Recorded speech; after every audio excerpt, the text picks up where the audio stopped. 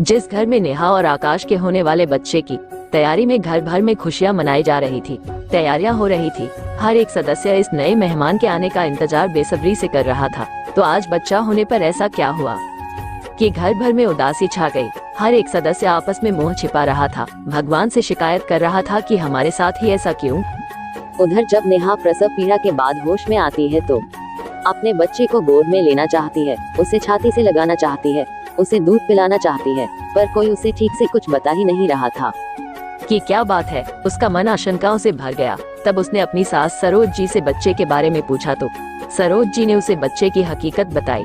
एक बार को तो नेहा को भी धक्का लगा, पर कुछ ही समय में अपने को संभालती हुई बोली, नहीं माँ, बच्चा तो हमारा ही है, चाहे जो हो मैं उसका पालन पोषण करूंगी। मेरे दूध पर उसका उतना ही हक है जितना गाय के दूध पर उसके नवजन्मे बच्चे का। नेहा की काफी मिन्नतों के बाद उसकी सास थोड़ा पिघल सी, उन्होंने बच्चे को उठाकर उसकी गोद में दे दिया। बच्चे का मासूम चेहरा देखकर नेहा की ममता तड़प उठी। उसने बच्चे को ढेर सारा प्यार किया और दूध पिलाने ही वाली थी कि किन्नर समाज के लोग बच्चे को लेने आ गए और जबरदस्ती बच्चा अपने साथ ले जाने लगे। परिवार वालों में से कोई कुछ ना कर सका, पर नेहा ने अपनी ममता की दुहाई दी। उसकी पीड़ा के अश्रु उसकी आंखों और उसकी छाती दोनों से बह रहे थे। उसकी ये दशा देखकर किन्नर समाज की महारानी पद्मा को अपना बचपन याद आ गया कि किस तरह से उसको भी उसकी माँ से अलग कर दिया गया। उसकी माँ भी तरसती रही और उसका तो जैसे सारा जीवन ही यातनाओं में बीत गया।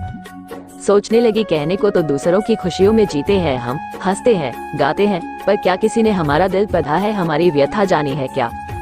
हम खुद के लिए खुश नहीं हो सकते? ऐसे अनेक सवाल उसके दिमाग में चलने लगे। हमारा क्या कसूर है जब ईश्वर ने ही 3 तरह के इंसान बनाए हैं, पुरुष, स्त्री और हम किन्नर लोग। माना थोड़ा समय लगेगा हमें अपना स्थान पाने में, पर शुरुआत तो करनी ही होगी। और अब तो सरकार ने भी हर जगह हमारी मान्यता थर्ड जेंडर के रूप में दे ही दी है, तो क्यों हम इस व्यवस्था को नहीं बदलते और कब तक नहीं बदलेंगे?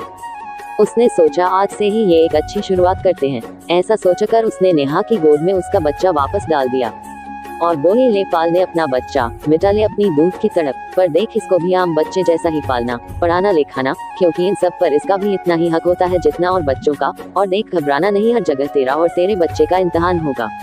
पर माँ की ममता के आगे तो ईश्वर भी हार जाता है, तो इंसानों की क्या औकात है।